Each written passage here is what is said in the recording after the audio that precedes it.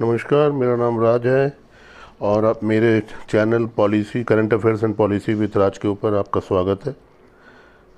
आज मैं कुछ विषयांतर कर रहा हूँ, विषय से हट से आपके बात कर रहा हूँ, क्योंकि कुछ राजनीतिक परिस्थितियाँ तो रोज़ चलती रहती हैं, बदलती रहती हैं। परंतु आज मुझे ऐसा आभास हुआ कि आज कुछ ऐसी बात आप लोगों के साथ की जाए जो कि अभी के समय में बहुत ही, क्या बोलते हैं, समसामयिक बोल सकते हैं। अभी के समय में बहुत ही इम्पोर्टेंट चल रही है आजकल, और जिसका संबंध हमारी सांस्कृतिक और धार्मिक धरोहर से जुड़ा हुआ है। आज जैसे कि आपको मालूम है, अभी 2 दिन से ही यहाँ जो गणेश चतुर्थी का त्यौहार शुरू हुआ है और पूरे देशवर्ष में हर्षोल्लास से ये मनाया जा रहा है, ये उत्सव मनाया जा रहा है, और जिसमें गणेश जी की स्थापना उनकी मूर्ति की जाती है घरों में, मंदिरों में, और उन पर प्राण प्रतिष्ठा करके फिर उनकी पूजा की जाती है। और गणपति को बड़े ही आदर सम्मान और हर्षोल्लास के साथ गाजे बाजे के साथ घर में लाया जाता है और 10 दिन तक उनकी पूजा करके उनको फिर विसर्जित किया जाता है। और ये परंपरा पहले महाराष्ट्र में चलती थी, परंतु अब धीरे धीरे पूरे देश में ये फैल गई है और हर वर्ग के लोग, हर धर्म के लोग इसको बड़े ही हर्षोल्लास से और भक्ति भाव से मनाते हैं। ऐसे ही एक विषय के बारे में आपसे बता रहा हूँ। गणपति की पूजा सब लोग करते हैं, कुछ विशेष मंदिरों के बारे में हम सब लोगों को मालूम है, परंतु आज मैं जो आपसे जिस विषय पे चर्चा करने वाला हूँ वो विषय गणपति भगवान से जुड़ा है, उनके मंदिरों से जुड़ा हुआ है। और इस विशेष संदर्भ में मैं आज आपको एक बताने वाला हूँ कि एक महाराष्ट्र में एक अष्टविनायक, जिसका मतलब 8 गणपति के दर्शन है। अष्टविनायक माने 8, संस्कृत में अष्ट का मतलब 8 होता है, विनायक मतलब गणपति। उनकी एक तीर्थ यात्रा होती है जिसमें 8 अलग अलग गणपति मंदिरों के दर्शन करते हैं लोग और उनकी पूजा करते हैं। और ये मुख्यतः ये पुणे और उसके आसपास के इलाकों में ये मंदिर स्थापित हैं, और जिनका एक बहुत ही प्राचीन मंदिर है, मान्यता है, और लोग बहुत ही अपनी मन्नतों को पूरा करने के लिए भगवान गणेश के दर्शन करते हैं। कहीं कहीं ऐसी भी मूर्तियाँ हैं जो कि पूरी दुनिया में सिर्फ एक अकेली ही मूर्तियाँ हैं।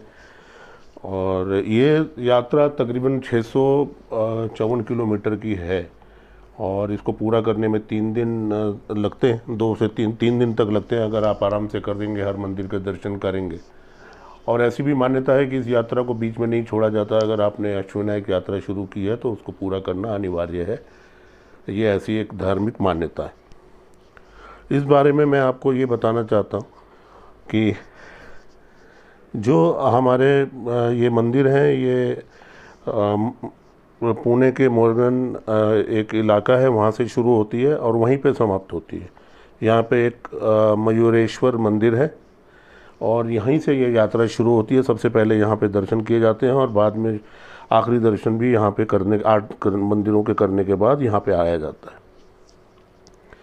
मयूरेश्वर मंदिर जो है पुणे से तकरीबन 65 किलोमीटर दूर है, और इसके लिए अलग अलग आप या तो अपने स्वयं के वाहन से, निजी वाहन से आप इसकी यात्रा कर सकते हैं, प्रोग्राम बना सकते हैं, या यहाँ अलग अलग जो ट्रैवल्स कंपनियाँ होती हैं। अभी तो कोरोना काल है इसलिए वो बसें नहीं चल रही है, नहीं तो पुणे शहर से या मुंबई से या महाराष्ट्र के किसी अन्य भाग से भी आराम से आपको बसें मिल जाएंगी जो ये अष्टविनायक का आपकी टूर करा देंगी, यात्रा करा देंगी।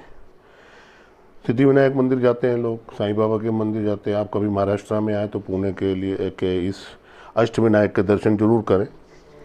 और अभी पूरे देश में लोगों को इसके बारे में पूरी तरह मालूम नहीं है। महाराष्ट्र के लोगों को, गुजरात के लोगों को इसके बारे में काफ़ी मालूम है, और कुछ बार मालूम भी होगा, ऐसा नहीं है कि लोगों को पता नहीं। तो आगे चलते हैं और सबसे पहले आपको बताते हैं मयूरेश्वर मंदिर के बारे में, जो कि पुणे से 65 किलोमीटर दूर है और करा नदी के तट पर बसा हुआ है। ये 3 आँखों वाले गणेश हैं, जिसमें सिद्धि और बुद्धि इन दोनों तरफ विराजमान है, और इनकी जो सूंड है गणेश जी की वो लेफ्ट तरफ की है, बाएं तरफ उनका रुख किया हुआ है। और बाईं तरफ के जो गणपति के बाईं तरफ की जो सूंड का जो तात्पर्य ये माना जाता है कि ये जो है सक्सेस की निशानी होती है। अगर गणपति बाई तरफ उनके सूंड की दिशा हो तो ये एक सक्सेस की निशानी भी मानी जाती है।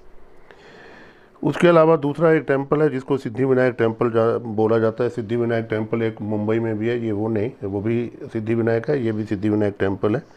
और ये तकरीबन 100 किलोमीटर जो है ये पुणे से है। और इसका जीर्णोद्धार महारानी, जो एक महाराष्ट्र की बहुत ही फेमस ऐतिहासिक हमारी परंपराओं में हुई हैं, अहिल्याबाई होलकर, उन्होंने ये बनवाया था।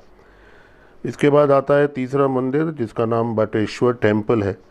ये जो है बालेश्वर मंदिर बोला जाता है और ये पाली विलेज में है, रायगढ़ डिस्ट्रिक्ट, जो पुणे से तकरीबन 120 किलोमीटर के दूरी पे स्थित है। और ये एक पहला और दुनिया का आखिरी एक मंदिर है जिसमें भगवान गणेश का ब्राह्मण रूप में उन्होंने अवतार करके यहाँ पे बालेश्वर नामक एक अपने भक्त को दर्शन दिए थे, और तभी से इसको बालेश्वर मंदिर बोला जाता है।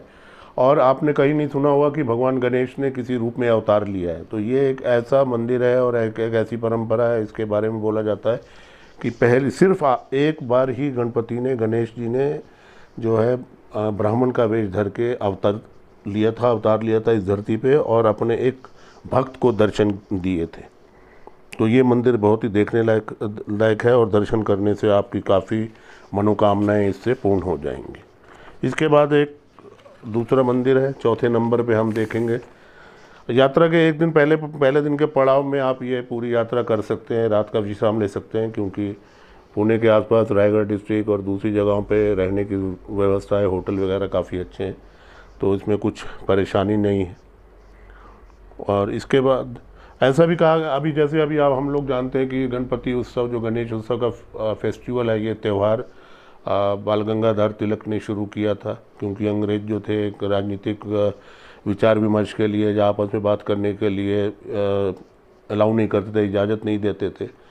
तो तिलक ने, हमारे देश के महान स्वतंत्रता सेनानी उस तिलक जी ने ये एक परंपरा शुरू करी और गणपति मंडल का आयोजन किया, सार्वजनिक गणपति मंडल, जिसमें कुछ मोहल्ले के लोग, आपस के समाज के लोग मिलकर के गणपति मंडल का आयोजन करते थे, गणपति की मूर्ति स्थापित करते थे चतुर्थी पे, और सांस्कृतिक कार्यक्रम होते थे। और उन सांस्कृतिक कार्यक्रमों के साथ देश की राजनीतिक परिस्थिति और जो भी उनको राजनीतिक समझ लीजिए संदेश देना होता था, या स्वतंत्रता सेनानियों के बारे में बताना होता था, ऐसी व्यवस्थाओं के लिए भी उसका बहुत ही अच्छा आयोजन किया गया था।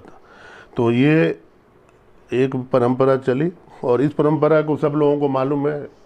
और मैं आपको ये अष्टविनायक के मंदिर के बारे में बता रहा हूँ, क्योंकि इस साल तो दर्शन नहीं हो पाएंगे, लेकिन मेरा ऐसा मानना है कि अगर नेक्स्ट ईयर सारी चीज़ें ठीक होती है, कोरोना से हमें मुक्ति मिल जाती है, और हमें भगवान से प्रार्थना करनी चाहिए कि हम कोरोना मुक्त हो जाए देश, और हम आराम से भगवान के दर्शन कर सकें। तो चौथे नंबर पर एक मंदिर आता है जो कि ये भी रायगढ़ डिस्ट्रिक्ट में वर्धविनायक टेम्पल करके इसको बोला जाता है, और ये पुणे से तकरीबन 150 किलोमीटर की दूर पर है।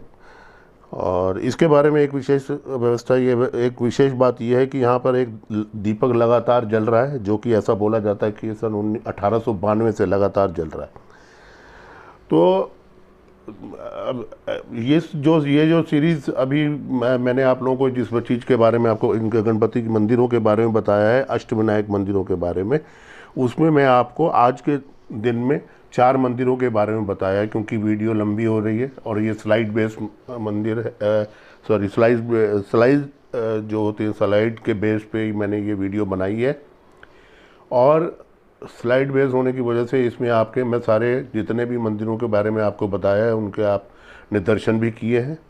और मैं ये चाहता हूँ कि नेक्स्ट एपिसोड में, जो कि मैं 1 दिन या 2 दिन के बाद करूँगा, बाकी बचे हुए 4 मंदिरों के बारे में भी आपको बताऊँगा। तो कृपया करके आप इस वीडियो को देखें, इसको लाइक करें, शेयर करें, सब्सक्राइब करें, और ये जानकारी लोगों तक पहुंचाएं कि गणपति मंदिरों का क्या महत्व है और कैसे इसके दर्शन कर सकते हैं, अपनी हिंदू परंपरा, हिंदू धर्म को कैसे हम आगे लेके जा सकते हैं, और आने वाली जनरेशन को इसके बारे में बताएं, ताकि जो हम उत्सव हो पूरी धार्मिक भावना से करें, भगवान के दर्शन धार्मिक भावना से करें, और उससे हमें जो है भारत भगवान का आशीर्वाद भी प्राप्त हो।